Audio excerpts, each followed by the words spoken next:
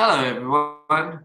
Welcome to Tech Talk, a podcast where Amit and I talk about various technology related topics that are new and upcoming. Today, we're going to talk about MFA or multi factor authentication.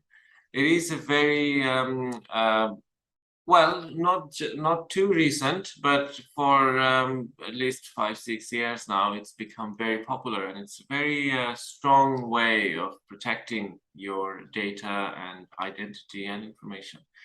So I feel like our audience would benefit from understanding how it works, what's the back end technology of it, and as a user, how you benefit from it. I know it could be annoying a lot of the times when you lose access and giving proving your identity in different ways, but it is really strong and helpful to keep everyone safe. So thank you very much for joining us today in our Tech Talk episode. Today is actually a very special episode for us because this is our 50th episode. We started our journey just less than 2 years ago. We started our first episode, and Amit and I have gone through a lot of stories in past 2 years. A lot has changed in our personal lives, but we kept going because we really do enjoy having these talks. A lot of the times I learn a lot just by talking, and sometimes some topic or concept is a little bit blurry or fuzzy in my head, but as I am talking and trying to explain it to you guys, it becomes more clearer for me as well. So it's very enjoyable and fun for us to do this, and I'm glad that we made it to 50th episode. The audience, whoever has been with us from the beginning or along the way, hopefully you guys have enjoyed our content and will keep doing so. Please do feel free to share and give us your feedback and thoughts. So, Amit, do you have a few things to say on our 50th episode? Yes, Rinat, thank you so much for that introduction. And yes, hello everyone. It is our 50th episode, so it's a long journey. We started in 2020 and now it's 2022. So in just under 2 years, we have completed 50th episode, which is a huge deal for us. As Rinat mentioned, we went through a lot of ups and downs in our lives. Uh, I became a father. Rinat got married. So yeah, there's a lot of changes, and so that's why our the frequency of our episodes was a bit erratic. I mean, we had a good frequency in the beginning, then it stopped, then we again picked up, then it again dipped, and now we are back at it again. So yeah, so thank you so much for all your patience and for your time to tune into our episodes and listen to us every episode and listen to what we talk about different technologies. And in today's episode, we are going to talk about multi-factor authentication. We have covered bits and pieces about it in our previous episodes. So if you have been following us, then you would have seen or you would have listened to some of the topics like biometrics and other things. So in today's topic or today's podcast, we will cover about multi-factor authentication. And it's a very exciting topic. It's something that everyone is aware of, but we just wanted to give a new dimension to it. Yeah, absolutely. As you said, everyone is aware of, but from a user perspective, and a lot of us, as far as I've heard, are annoyed slightly as well because of the implementation of it. Because when you do get locked out, and it does happen, and then you have to go through a lot of hassle to go to multiple devices and multiple ways of getting code, and then sometimes the code doesn't appear or comes in your junk mail, a lot of these things. But again, even from user perspective, it is very powerful way of protecting your account. So definitely do encourage to keep it on wherever you have that option. And it's not every time you log in most places. You don't have to do the multi-factor authentication every time you log in. So the hassle is not um, a constant every time. It's intermittent and it's rare, to be honest. I remember when I changed my phone, that's when I had to do it a lot of times to sort of tell all of my accounts that who I am. But once you've done that, very rarely do you have to prove yourself over and over again. But that's why I would say that this intermittent hassle is worth it, the way MFA ensures more security on all of your devices. So yeah. Definitely, definitely. And I mean, we talk about MFA, but a lot of people are actually familiar with 2FA, which is two-factor authentication. Mhm. And some people actually are not aware of two-factor authentication as well, and they're just familiar with logging in with passwords. So the topic that we are covering today is multi-factor authentication. So everyone understands authentication, right? So whenever we go to a website and we have to log in, that is our authentication. Who is logging in and do they have the right permissions to log in and to use the product or the service? So that's the authentication bit. Factor, multiple factors. A factor could be a password, a PIN, a a token, your biometrics, your fingerprints. So those could be factors, and multi means different factors. So when you're trying to authenticate with multiple factors, a password, a PIN, an SMS code, a token, biometrics, that is multi-factor. So predominantly, we had only one factor. When we began the web journey, it was all about passwords. So you had a username and you had a password. The username slowly became your email address. So then you had email address and then a password. Then, because passwords were sometimes easy to guess, and sometimes someone who knows you personally could easily guess your password, it became important to prevent that from happening. So then we had two-factor authentication, wherein you would receive a code on your phone, because once smartphones became very popular, you could receive an SMS, you could generate a token, you could do many things. You could receive a prompt on your phone and just click on it, and it'll allow you to log in on top of your password. So even if someone has your password, or even if some website's database got leaked, you would still be safe because you have two-factor authentication enabled for your profile.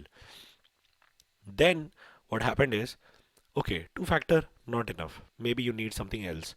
Maybe the websites need to see how frequently you log in, where you log in from, what is the location, and do I actually need to ask you the password, or do I even actually just, what has happened recently is that you type in your email and you receive a link and you click on it. So you actually go to your email address, click on a link, and then log in. So there is no concept of password. So that's what multi-factor authentication stands for, and I hope it you understand.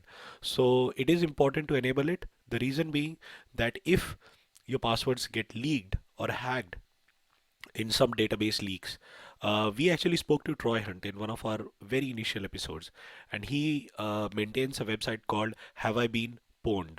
And in that website, if you type in your email address, it'll tell you whether your passwords have been leaked in any of the database leaks for any of the major websites. And my password has been leaked as part of LinkedIn. So LinkedIn got hacked, its database got leaked, and my password was leaked as part of that hack. Fortunately, I had two-factor authentication enabled. So even if someone has my password, then even then they'll not be able to log in. Unfortunately, I was very naive, so I had used that password across multiple websites as well. I have changed that habit now, but that meant that if the hacker has my password, or if anyone who has purchased or seen the database, they have my password, they would be able to log into other services that I access. Fortunately enough, I had two-factor authentication enabled on all the major websites like banking, email, social media. So that's why I was very safe. So that's why it is important to have your two-factor authentication enabled. If you haven't, please enable it today. Yeah, absolutely. I would ask the same way. But yeah, some of the things you said are very interesting. And going back on what you were talking about, authentication, different factors, and that is absolutely what it is. It's ways of authenticating yourself. So when you open an account with anyone, it could be, major brands, major companies like Google, Facebook, or it could be, smaller accounts with even a local business. But you're basically what you're doing is you're opening an account, and for our older generation, this is even before the internet was around. You would go to businesses and open or register yourself, and put your data in a form, and they would keep that data, and they would have different ways to identify you, because wherever you were and whatever the time was, it was necessary to identify and to say that you are who you say you are. And even in the banks before the era of internet, there was different ways to identify you. Now, obviously, in the age of internet, you are doing everything remotely, so it has become easier for imposters to act or appear as if it's you. So there needs to be more stringent ways of telling, for the business and for yourself. You are, both of these parties are in one side. We both want the right person to be able to access the sensitive data, and we want to keep the hacker, who in this case is the third party, to be away from it. Now, how do you when you create the account, as you said, our journey in the past couple of or 3 decades, you used to create a password, and that became not enough, and we found newer and more comprehensive ways of protecting ourselves. And I feel like all the things that you said, there was one thing common, is that you know when usernames became email address. When does that happen? It's like as society moved forward and forward, we became attached to one or two email addresses. Before, when email was a new thing, you used to create, or a lot of people used to create a lot of email addresses and then create a lot of MySpace accounts I again. remember Yahoo Chat, so many Yeah. things. Hotmail, you had So email for Yahoo, Hotmail, etc. yes, yes, absolutely. So what happened is you got tired of maintaining so many email addresses, and then you ended up with one that you use the most, or two. I mean, nowadays I feel like everyone would have at least one Google and Microsoft, because even if you're in gaming industry, you can't play Xbox without having a Hotmail account, my Outlook account, and to use Google services, which now become quite necessary as part of your daily life, like Google Maps.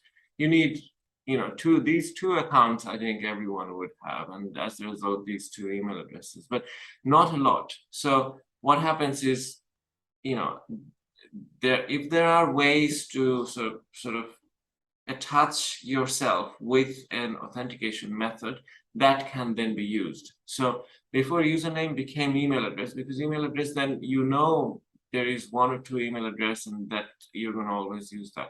And the same way, as smartphones became more and more popular, before you used to have a lot of phones and a lot of numbers. It was not so uncommon for people to have more than multiple numbers, and change numbers quite often as well before, because even if you change your numbers, you had to say 100 or 200 people in your contacts, and it was just a matter of sending a text to everyone saying that, oh, it's my new number, etc., updated.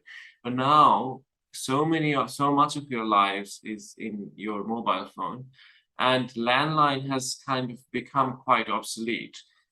Before, landline was a very, very permanent way of attaching yourself, but that's not there anymore. And also with landline, you attach the whole family to that number, right?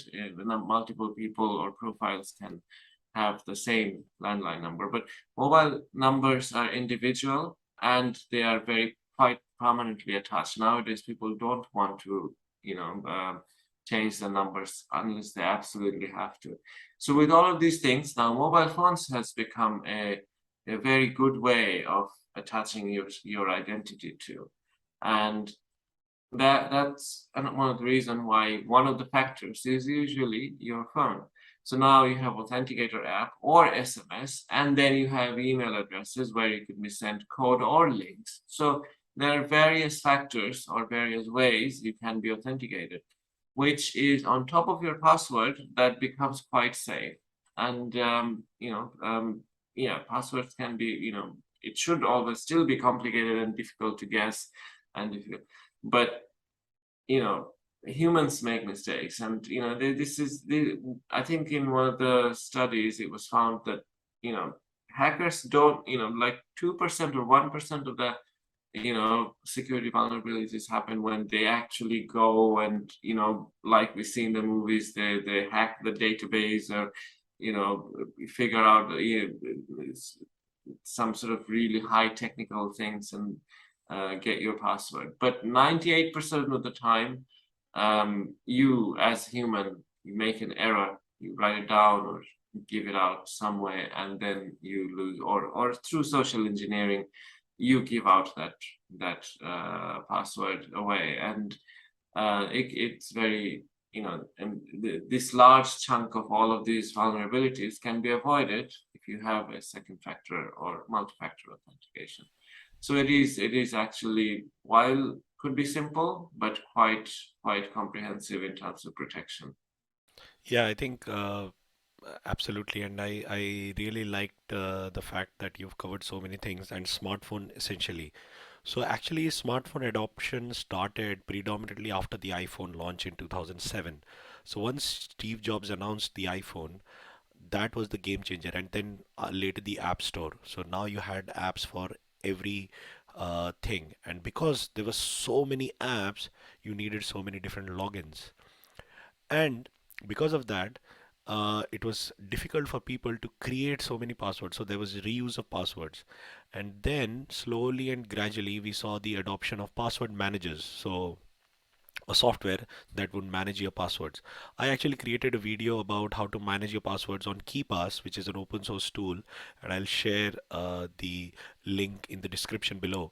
But the important thing is that with the iPhone launch, everyone started slowly and gradually having a smartphone. Now, smartphone may not be very high end, so that's when we had the initial two-factor authentication, they were all based on SMS. Because for SMS, you didn't need to actually have a smartphone. You could just receive an SMS and it will have a code. And every time you log in, you receive that SMS and then you put in the code and then you're logged in. But then, as more and more people got a smartphone with a screen and with an Android or iOS software, then more sophisticated applications could be developed and people could install it and then use that for authentication.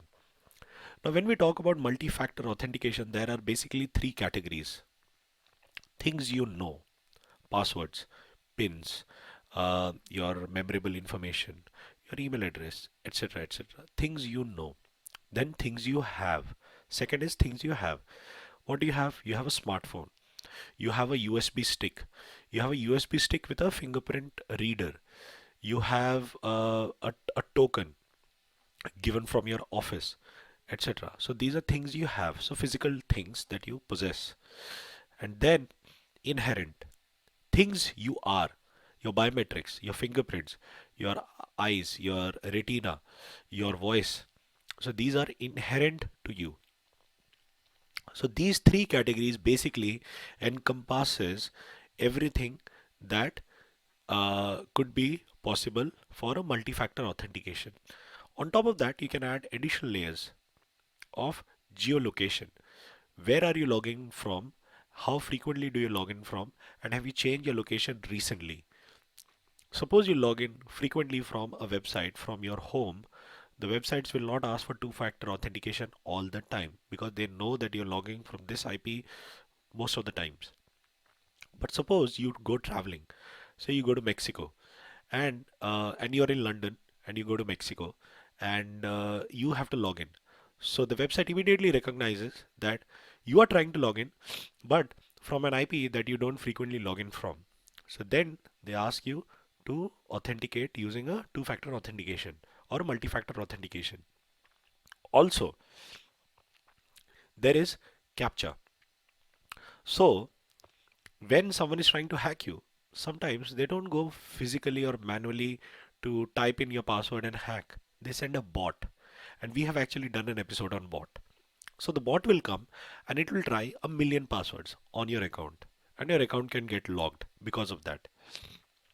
So, or a bot can be smart and it can try to log in every day or every hour with just one single password. So your account doesn't get logged out and still they can keep trying to log in. And in order to prevent a bot, you have CAPTCHA. So you have so many different ways in which websites are trying to protect you so that your information is not lost. And today, in today's world, it's all linked to a smartphone, which Rinat mentioned that uh, with the advent of smartphones, everything changed because smartphone is very personal. You don't have multiple devices. You have one single device. You have one single email address that links your all your accounts to your phone, which you carry all the time. You go to a bank, you have your smartphone. You go on a road trip, you have your smartphone. You go traveling in a flight, you have your smartphone. So smartphone is coming with you everywhere. And these days you don't even have to carry a wallet. You can actually pay from your smartphone. So you don't need a wallet. All you need is a smartphone. The challenge is to keep your smartphone charged so it doesn't get discharged when you're traveling. But that is so important and so critical for all of us and all our lives that the whole industry, Google, Microsoft, Facebook, Amazon, they're trying to figure out how to protect your account around your smartphone because that is the most crucial bit. Yeah, absolutely. And to be honest, as I mentioned earlier before, a little bit as well, that, from a user perspective, it sometimes does get a little bit annoying and a bit of a hassle to do all of these things. And I think, one of the times when I faced that was when I switched my phone. I took the new phone, end of my contract, started a new one, and then you have to re-authenticate yourself on everything. Yes, yes. Now, one of the things and this is where I actually want to get your um, uh, opinion, actually, because I found it annoying to a degree that I thought that, okay, you know what, there has to be a better way. I get the security part, but so what it was the authentication app. So I had, as recommended by various, Google, Microsoft, etc., that you should have that second factor. Instead of us sending you a text, you should have it saved as an authenticator app. So yeah, I mean, one of the incidents was that I was, using authenticator app, as I was told that it's more secure than text message. And this is what I want to understand. If you have any idea, why is it that we're told that authenticator app is more secure than sending a text message? In both ways, I am being authenticated through my phone, that I have my phone, and if I have my phone, then it's reasonable to assume that it is me. But yeah, so now let's come back to that question if you have any answer for it. But my experience, what was why I was more annoyed, is that I had Google Authentic in this scenario. It was Microsoft Authenticator app, and I had like good 5, 6, accounts, registered with the app. Now, when I did the backup of my previous phone, it was there was I didn't when I backed up all the things that I thought was necessary, but I didn't think, or you can't really back up all the QR code or the long string of text which represents the QR code. So, and I intuitively thought that that would be saved in cloud because I have a Microsoft account and I've registered these 5, 6, and it very much looks like that. It looks like, okay, that might not be a good argument, but it appeared as so that these information are saved in cloud, because I couldn't find a way to back them up either. So when I opened my new phone, and the old phone I've gotten rid of by then, uh, the Authenticator app, I logged in and it's all empty, and I tried to restore it. There is no way to restore. So now, not only do I have to sort of re-authenticate myself when I log in, but I actually have to prove that it is me without having access to the Yes, second factor. yes, And that becomes a lot more hassle, because then they would automatically assume that you're not who you say you who are, you are, right? yes. So yeah, I do have an opinion. I do have an opinion, yeah, and opinion and knowledge about knowledge, why yes. one is better than the other. And I've gone through that whole experience, by the way. I've actually lost everything, and I had to re-authenticate everywhere. Luckily, wherever I had those tokens, I also had a phone number, so I could receive an SMS as a backup. Hmm. So I was able to get back in, or sometimes I had to call the contact center to authenticate my ID and then install it. But let's break it down. So you experienced, your first question was why not SMS, and why the token? Why is one more secure than the other, even though it's all Hmm. coming to the phone? So you have to look at one main thing. SMS comes to you, token is generated on your phone. One is local and one is external. So so have you heard of SMS spoofing? So someone can actually spoof your number and receive an SMS, modify it, and send it to you. Oh, right. No. So there is SMS spoofing. So that's why SMSs are not very secure. And SMS is actually coming from somewhere to you. Whereas the token is generated on your phone. So it's local. So you actually don't have to receive something. It is already there on your phone. Now, because it is there on your phone, it is not on your cloud to make it more secure. So you cannot take a And it's cloud also backup. available outside of network. Outside Because of your phone. Outside of your phone, it's not available. like if no, and also if you're in a remote place where you don't have the mobile network, you can't receive SMS. But You you can't can, receive SMS, but you can still generate the code. Yes, yeah. absolutely. So you can still generate the code. I mean, the code is automatically generated. So what you're referring to when you use Microsoft Authenticator or Google Authenticator is TOTP, time one time password. Okay, time based. Why time based? Because when you first try to create, so for people who don't know what we are talking about, there is an app called Google Authenticator or Microsoft Authenticator, and there are many authenticator apps. So when you try to say log into your Gmail account and you want to enable two-factor authentication, the first thing is you give your mobile number. That's the most simplest. The second is you ask to have an authenticator app which will generate a code for you. So what you do, they give you a QR code, you scan it with your mobile phone, and then it generates a code on your phone.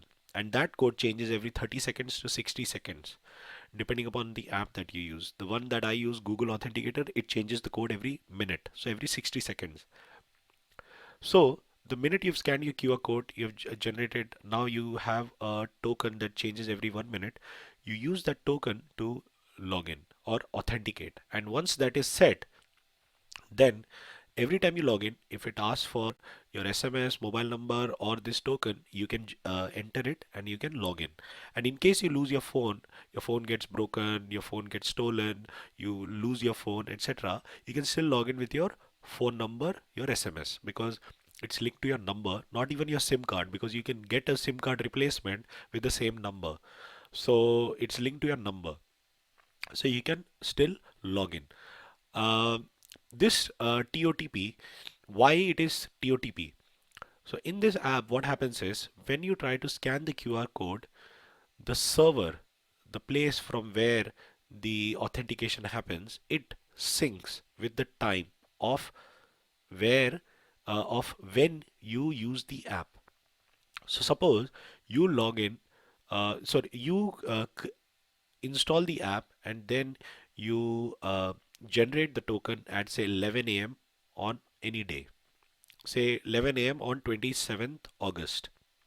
Okay, 11 a.m. 27th August, the server knows that, okay, the server is constantly generating tokens, okay, and that token has the same algorithm that's generated on your phone. So the server will, every 60 seconds, it will generate the same token that's generated on your phone. But you have to synchronize your phone with the server.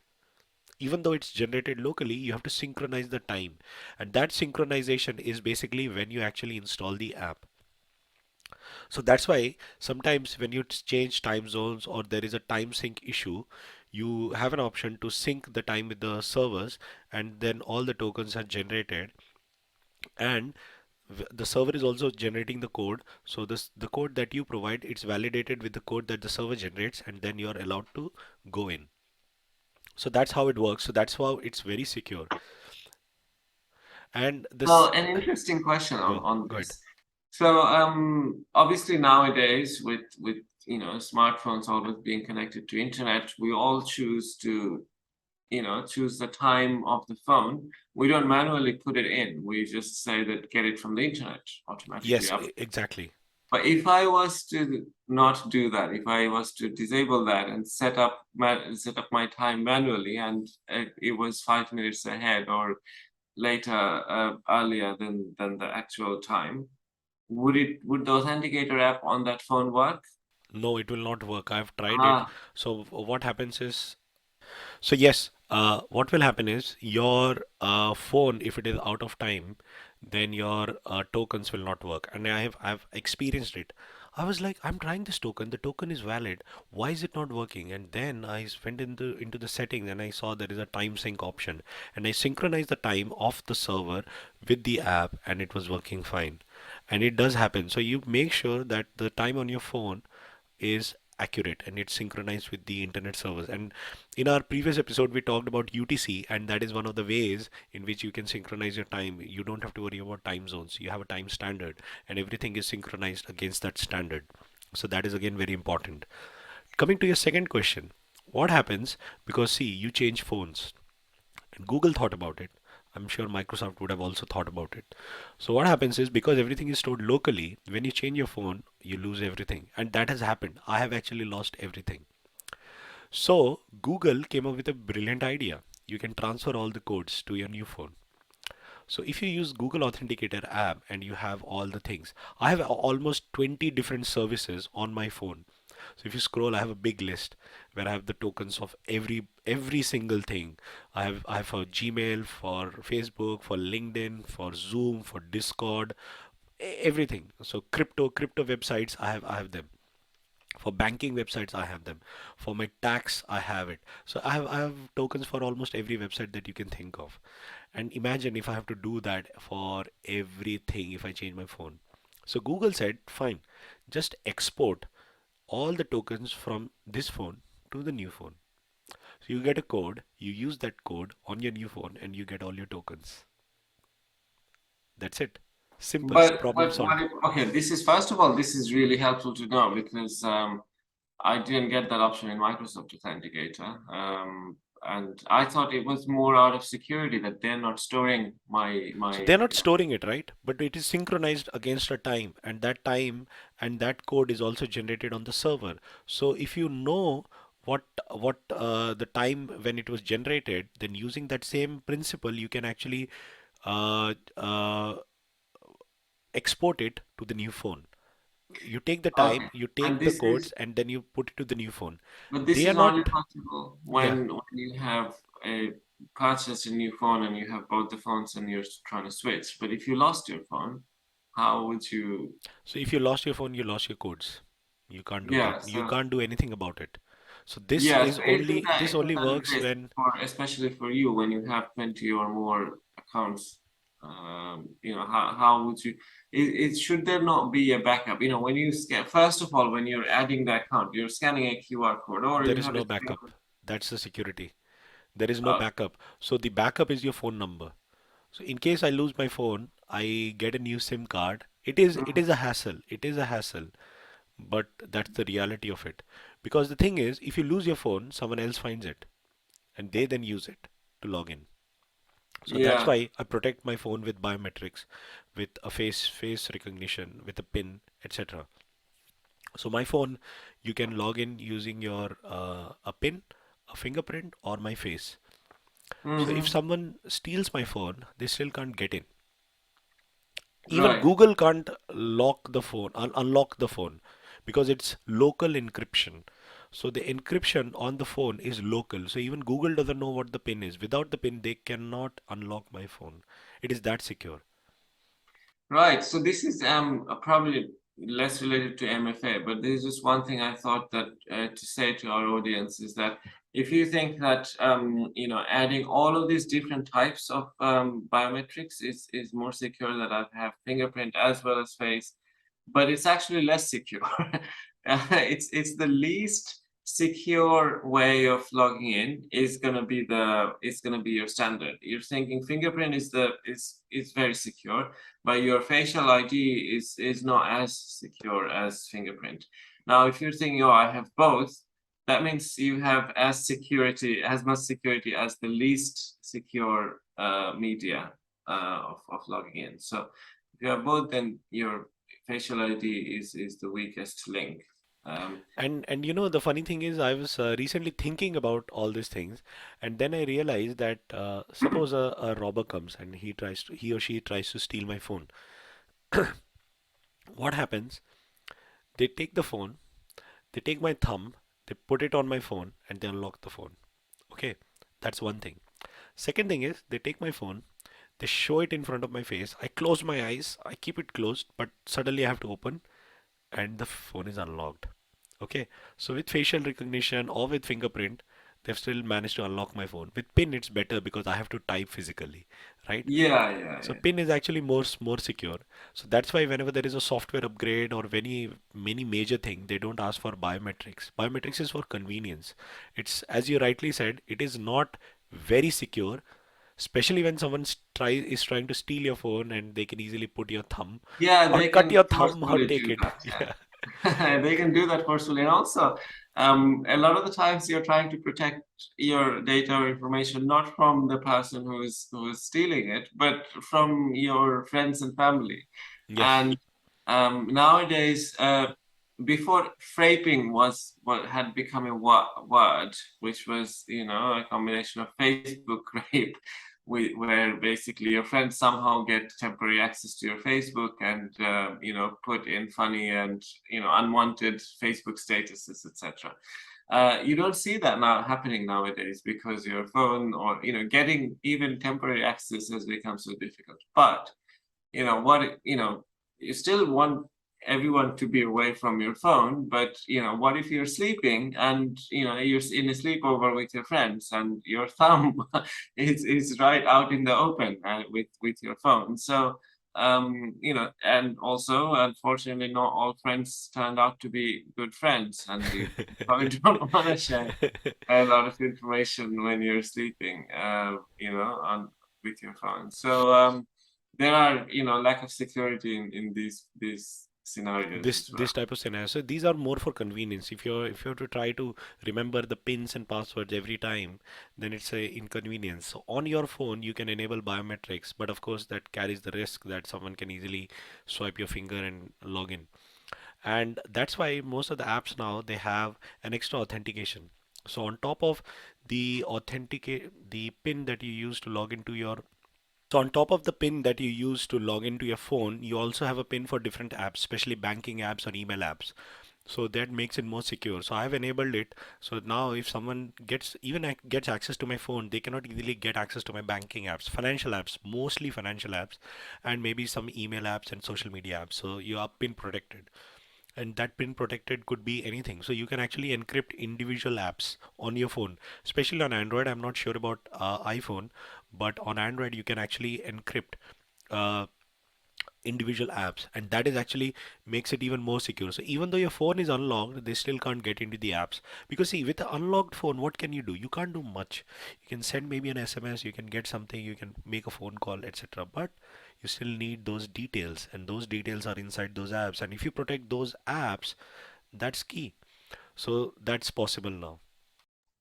Right. Okay. So I actually didn't know about this feature. This could be quite helpful for me and a lot of the audience, all of all of the listeners and viewers, I would say, and urge to know about these security features. What do you do?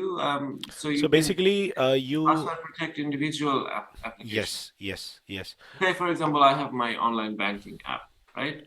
So I mean, when I turn it on, I already have to give my fingerprint or password, and that is stipulated by the bank, anyway. So, The extra authentication is, so suppose your phone is unlocked and someone just nicks it, okay, hmm, and they need to know your PIN. So your PIN of the phone. They don't know the PIN of your phone. So the same PIN you can use to protect your app. So your WhatsApp or your Facebook or your Gmail account. So same PIN. So it's the exact same PIN or exact same fingerprint.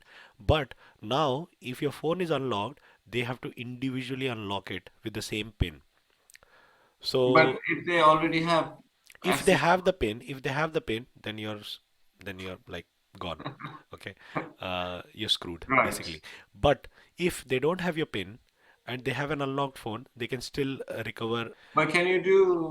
No, I get that they can still use sending an SMS or whatever They can without. still send an SMS, but if they don't know your pin and they have your phone which is unlocked, they still need that pin to unlock the other apps, and Right. it becomes a like a challenge because every time you have to use the app, you have to type in a pin. So it's an Hmm. extra layer of protection in case your phone is unlocked and stolen.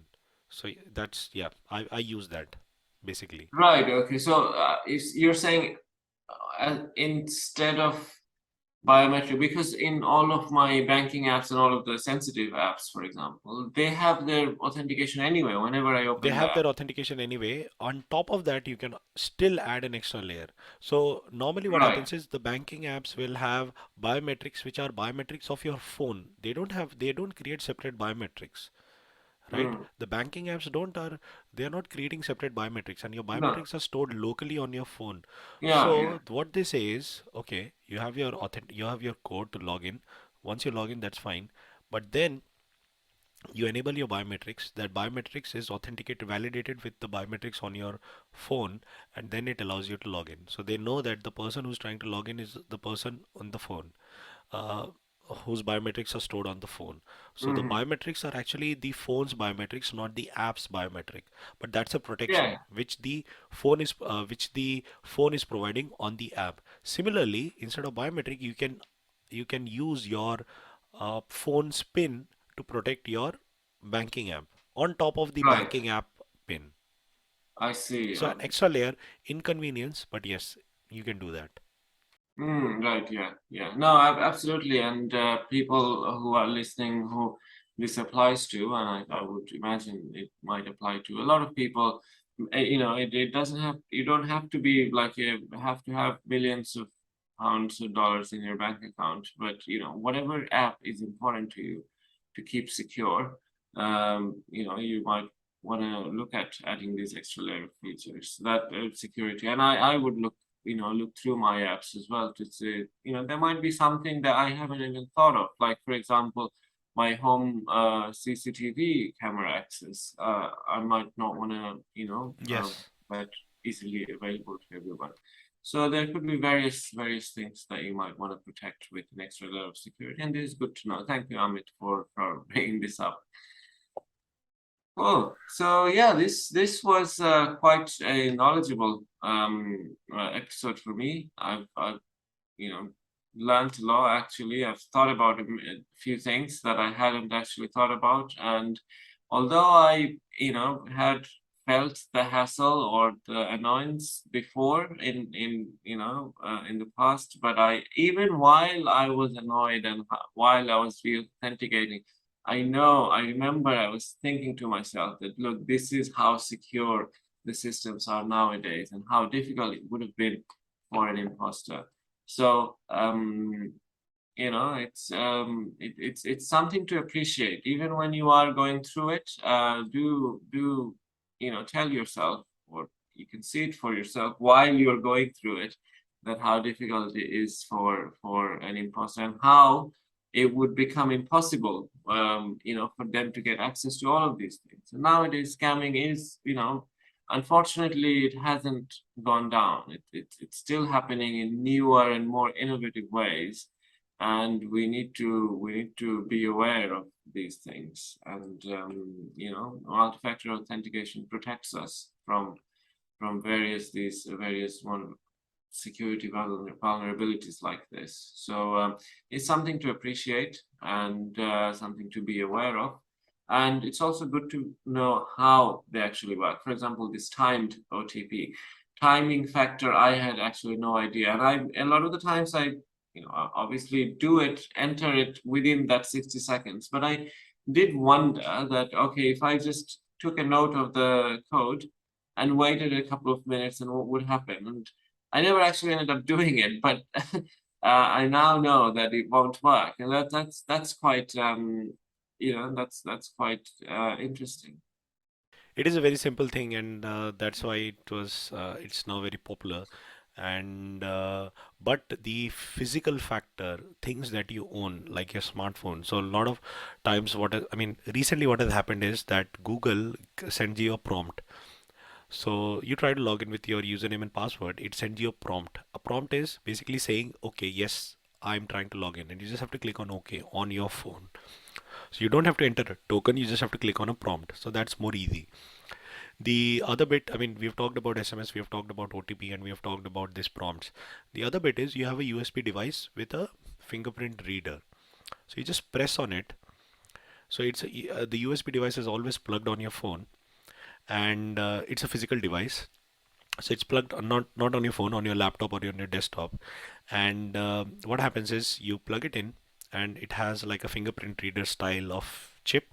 And whenever you log in after your username or password, you just press you with your thumb or any other finger, and then it authenticates using that USB token, physical token, and then it lets you in. There is no OTP, there is no token, time-based token, there is no SMS, there is nothing. Just press with your finger, and then it logs you in. So I have that device as well, a YubiKey device. Google has their own device as well. I think it's a Titan key or something, and we'll mention the links in the description. But basically, you can use that device as an extra layer of protection. It's a physical device, so you have to protect it. If you lose it, then it's gone. Of course, if you lose it, no one else can use it because it's tied to your fingerprint. So it is actually quite useful. So I think it's important that we are aware of all these technologies and how technology is rapidly progressing, where uh, companies and businesses, they're trying to figure out a way to get rid of passwords completely. Like, how do you authenticate a person online? How do you prove someone's identity online without a password, without a token, without anything? So companies are trying to figure that out because passwords get hacked, passwords people forget, passwords get lost. There's so many issues with passwords. So that's why companies are trying to figure out a better way to log in. And with so many websites, plethora of websites, eBay, Amazon, Facebook, Instagram, Google, any shopping websites, etc., you have to create a login to track certain things, track an order, track a service, track your insurance, etc. So you need so many usernames and passwords for different services, but it's difficult to remember everything. So that's why it's important to have a password manager, and companies are now trying to figure out a way to bypass all this. Absolutely. No, you're right. And this has been an issue even before the age of internet. Again, you know, identifying yourself. And before we used to have a lot less secure signatures in by hand, and a lot of, you know, you see movies even now that, you know, people going to the bank and, you know, pretending to be someone else and forging a signature or things like that. And you know, this has, you know, obviously with remotely doing things online, it has opened a new dimension of um, identifying yourself. So that's why it's quite important. And yeah, you know, I'll urge the audience again to be aware of all of this technology and utilize them. They are for your protection. But at the same time, don't underestimate the strength of passwords either. Do use different passwords for different accounts, and keep using different, you know, things like small letters, capital letters, numbers, characters, etc. in your No, no, password. no. Don't No? don't promote that because it's difficult for people to remember. Use a passphrase instead of a word. That's the Passphrase, most yeah. most secure way of logging in. So instead of a word, say dummy, you use dummy is a bright person. So it's a Mm. long word that you can easily remember, but it's instead of a word, it's a phrase. Dummy is a bright person, and you can easily remember that. So, and that makes it more secure because it's a very long character. So you have a lot of characters, and even if someone has to brute force it, because it's so long, it'll take a lot of time. So Yes, yeah, absolutely. So yeah, basically, maintain the password hygiene and go back to our episode on that to get some more information and perspective. But again, thank you very much, guys, for joining us on this episode. This is again our 50th episode, quite a bit milestone. And thank you guys who joined us along the way or have been with us throughout.